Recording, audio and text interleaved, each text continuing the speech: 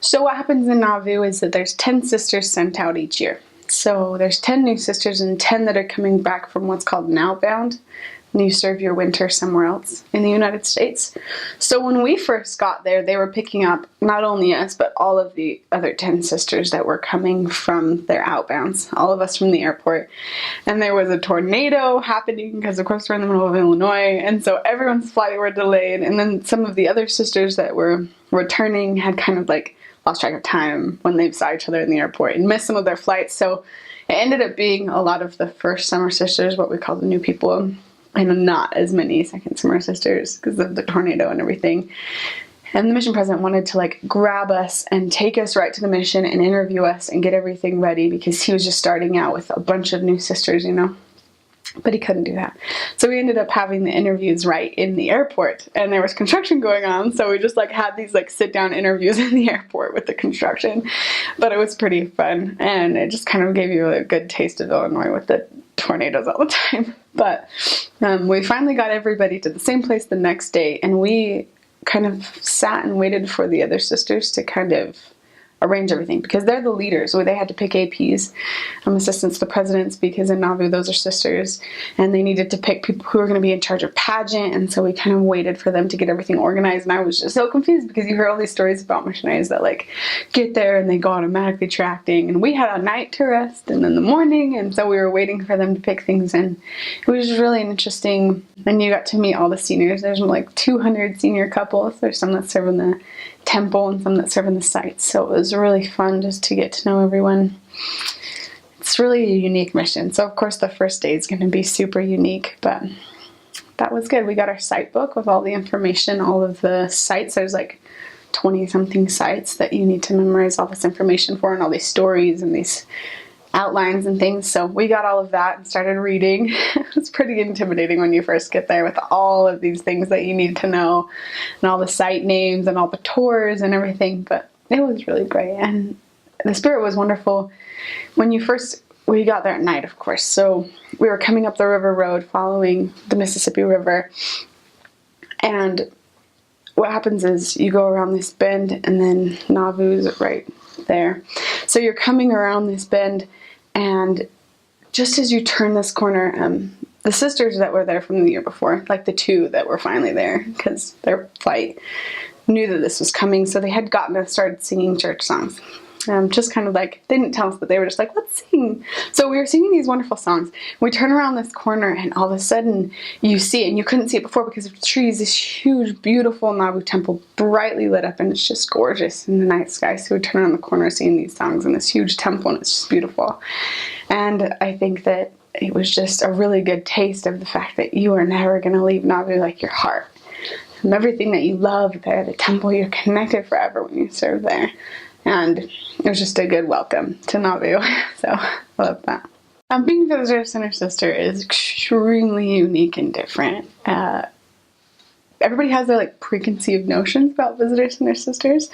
Almost every day I'd get someone come up to me and be like, oh, you know, you were called to this mission because you're so pretty, right? Every single day. And you're just like, oh, no. But then you'd get people who would come in and be like, you know, you were called to this mission because you wanted to serve the Lord, but you really didn't have a testimony. And they just put you somewhere where you could just recite things. And it was just like, ouch, like, whoa. Then you get close to your outbound and start explaining to people that you're going to go to another mission and serve. And they say to you, oh, are you so excited to like finally actually serve like a normal mission? And you're like, like, oh. It makes you just feel like it's not, like people think it's not real. My experience was that Nauvoo was so real, and so it just kind of was hard sometimes. I think all Visitor Center Sisters experience that, where people don't understand. But the interesting thing about a visitor center is it is one of the most challenging places, I feel like. Obviously everywhere has its challenges. Some places you're like walking in the heat or like whatever, but there are huge challenges that you get as a missionary in a visitor center. You know, you never know who's going to walk through those doors. It could be an apostle. It could be someone who's an anti-Mormon. It could be someone who just literally said, I wandered in off the street. It could be a family full of people, old, young, everything in between. And you're expected as a visitor center sister to teach everyone. and to help everyone progress, because our purpose and goal as a missionary is to help people come to Christ through faith, repentance, baptism, receiving the gift of the Holy Ghost, and enduring to the end. Of course, if you don't endure to the end, everything else is almost like it didn't happen. So that's a huge deal in that mission, is help people endure to the end. So an apostle walks in and wants to talk to you, you need to bless his life just as much as you can try to bless an anti-Mormon's life, you know? It's a huge range of people, and you never know what's going to come in. You don't have a plan of who you're going to study for. You pray and you try to find someone. So it's a huge challenge. Not only that, but you at night, at least for us and other visitor centers, it's like different times, but most visitor centers have a call center. So we got to at night, after most of the visitor center was closed, go in and do call center. So you get referrals from people, and you call people from all over the world, and you tell them, hey, your friend had a wonderful experience here. They really want to share what they learned with you.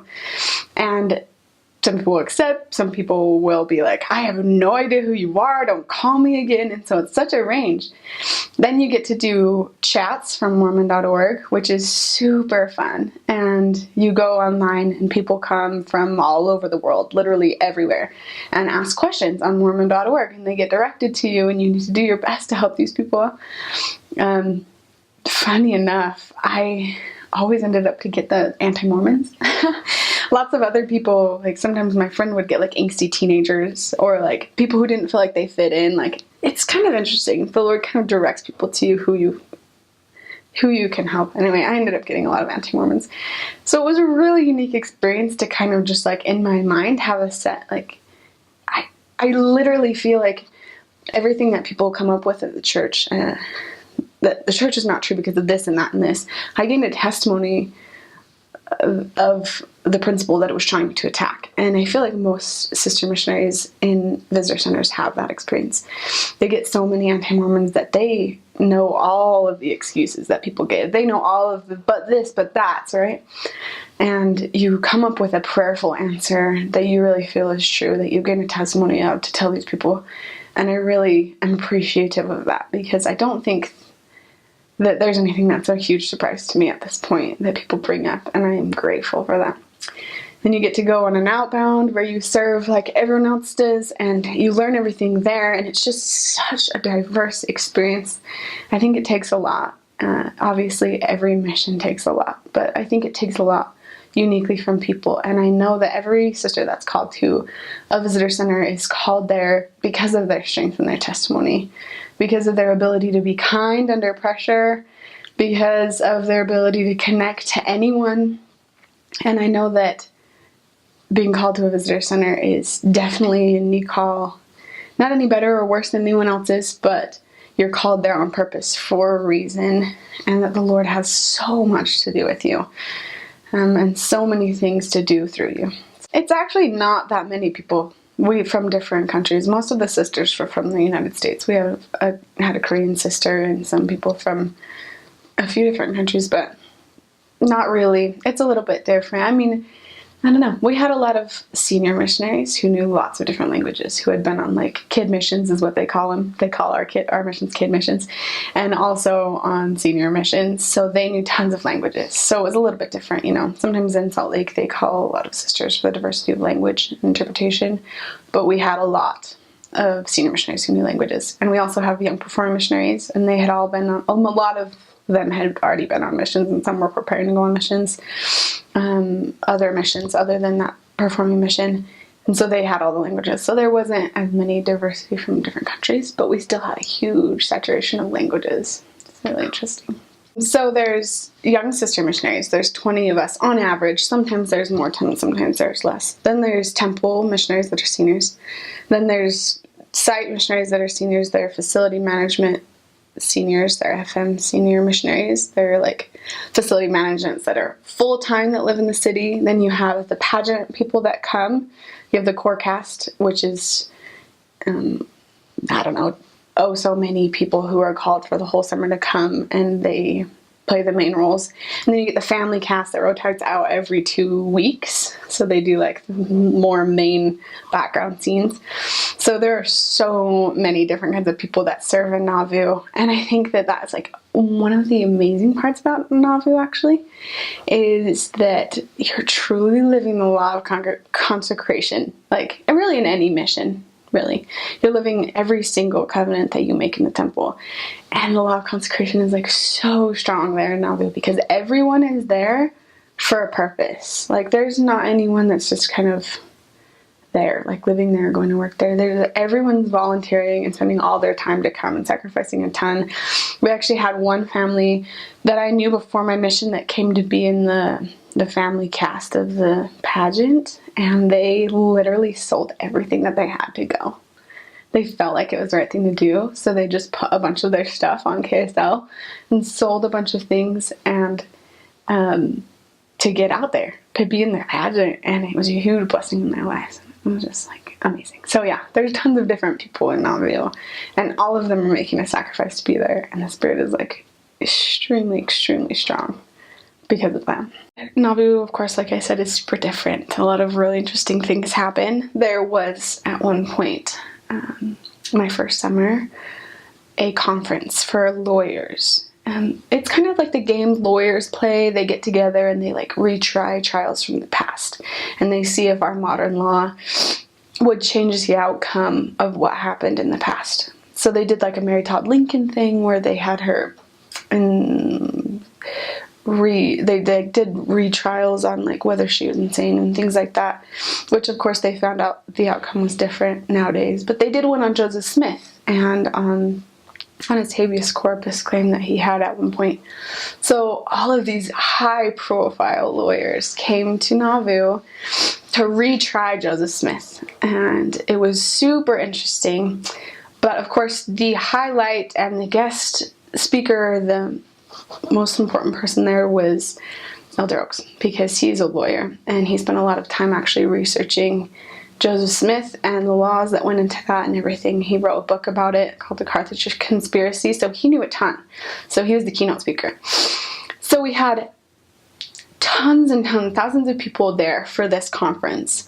Tons of people who wanted to hear Elder Oaks speak, and it was the night that he was coming to speak. And as sisters, we were supposed to clear out the visitor center and only let the people in that had the tickets. They were free, of course, but needed to, like, of course, seat people by who was there for what. So we had everybody out of the visitor center. People were lined up down the street, these really high profile lawyers, and we weren't supposed to let them in, and the person that was supposed to tell us when everything was going to happen was late. So everybody's like, why aren't you letting us in? Like, getting drilled by lawyers, right? And you're like, ah! So we're just trying to like keep everybody out until the right time. And we had all just gotten our outbound calls, and I had been called obviously to Arkansas, to Little Rock, and one of the senior missionaries opened the door for the visitor center, and everybody was like gonna try to squeeze in, but they were like, Sister Richardson. So they called me over, and I went over there, and they said, there's a family walking away right now from Arkansas. And they wanted to just see the visitor center. They're not actually here for Elder Oaks. Would you please go talk to them? And I had a lot that I was going on, of course, that I was trying to take care of, but I really felt like I should go talk to these people. So I ran and I caught up with them, and I was like, hey, if you're not here for the Elder Oaks thing, you can definitely come in. We were just trying to make sure that people didn't take seats that weren't there, so you can come in. I'd love to give you a tour. As I was walking in, obviously I was just asking them questions about Arkansas, because I was like, I'm going there soon, I really want to know what it's about. And they're like, there were 2 men and 1 woman. One of the men started walking a little bit ahead, and the other 2 people just kind of were like focused in on me, and they're like, you know what, we were driving back to Arkansas from visiting somewhere, and we felt like we should come to Nauvoo. He's not a member, he's never really wanted to know anything about the church, but we felt like we should come, so please, like, give us a tour, but put all the spiritual things in there.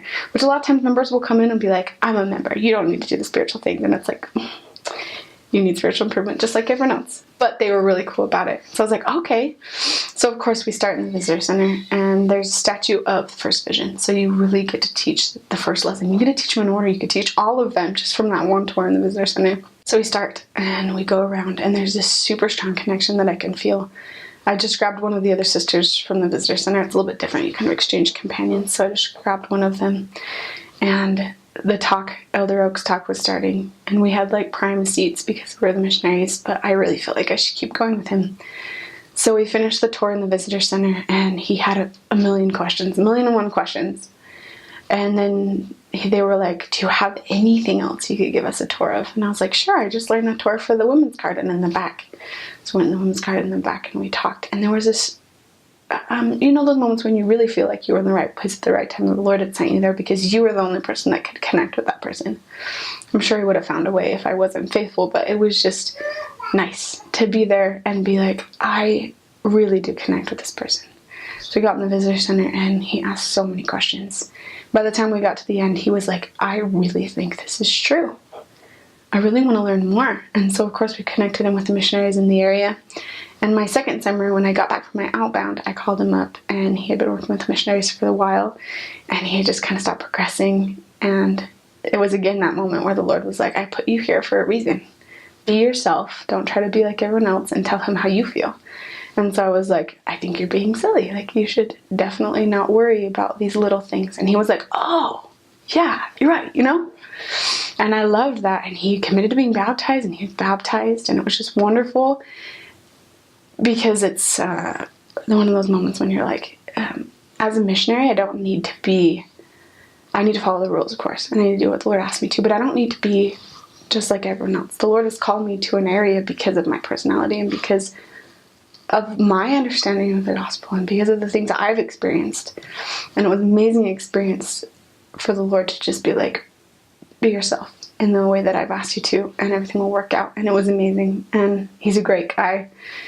It was just a really good experience with him. So I loved that.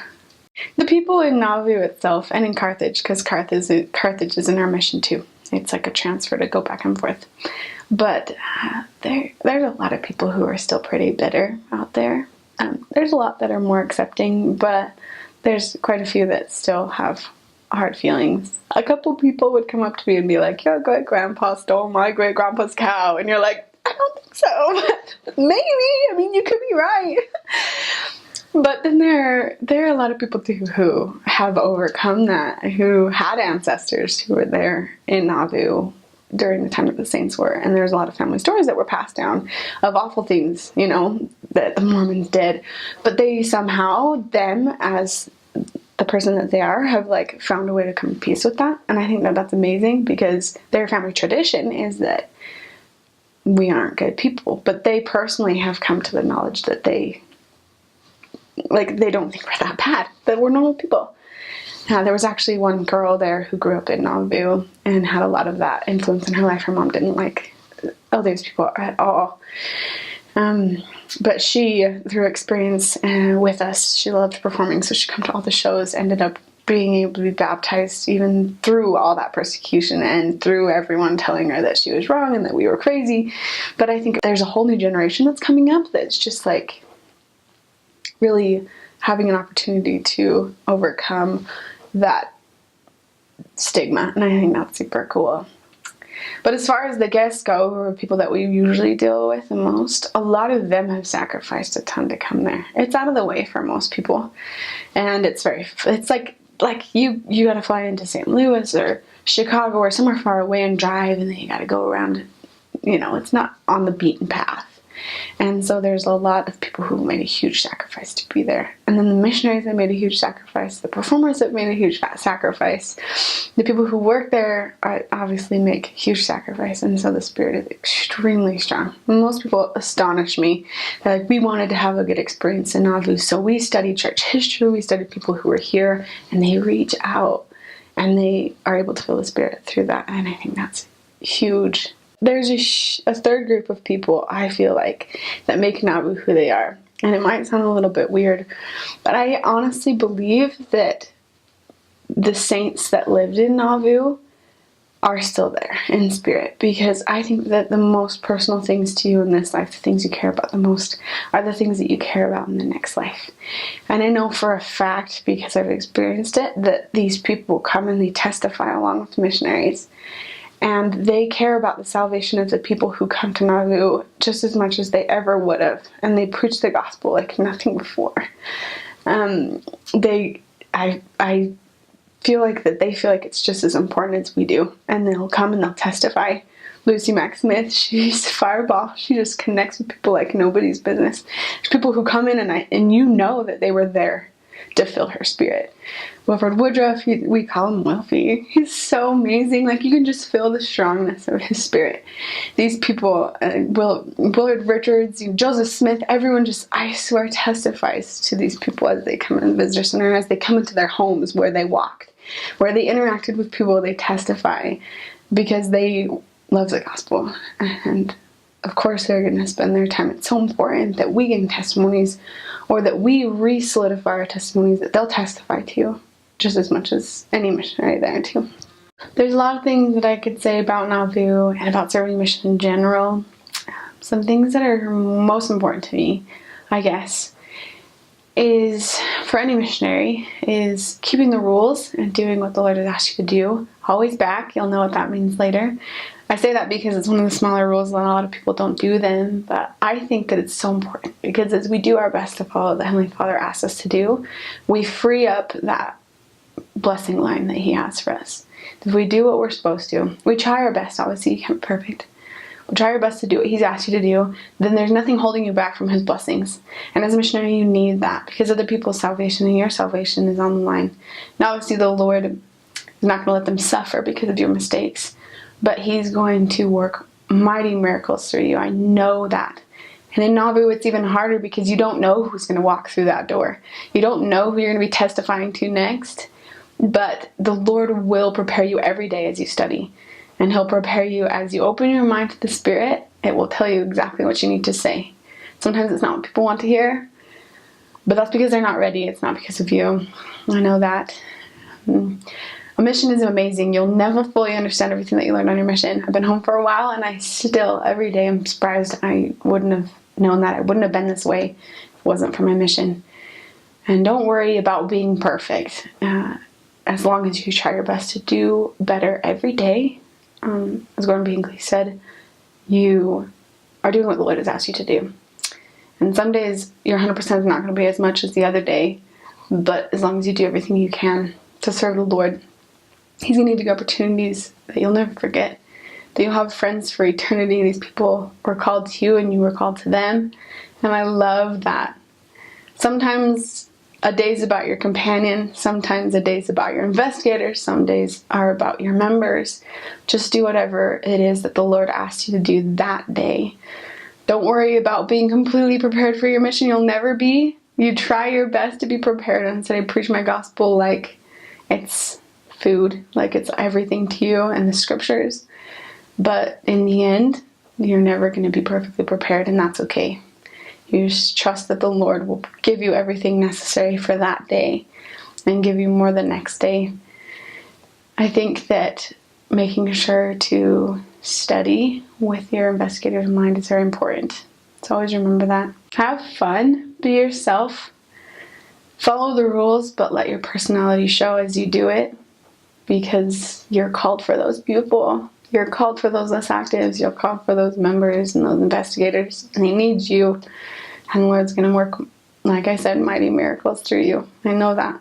Whether you go anywhere, but especially as you go through that visitor center, it's the mission that you were called to. And I know that you are a very special person if you got called to visitor center. Obviously not any better or worse than anyone else, but very special to the Lord. And you'll get to know those places that you go. You'll get to know the people that were there. And it's an amazing blessing. I'm addicted to church history. I didn't think it was that great before, but I love it now. And as you give your will to the Lord, you truly will succeed. One of my favorite quotes is a quote that says that your will is truly the only uniquely personal thing that you have to give the Lord to place on His altar. Because everything else that you give Him, He's already given you or loaned to you, and really the only uniquely personal thing is your will.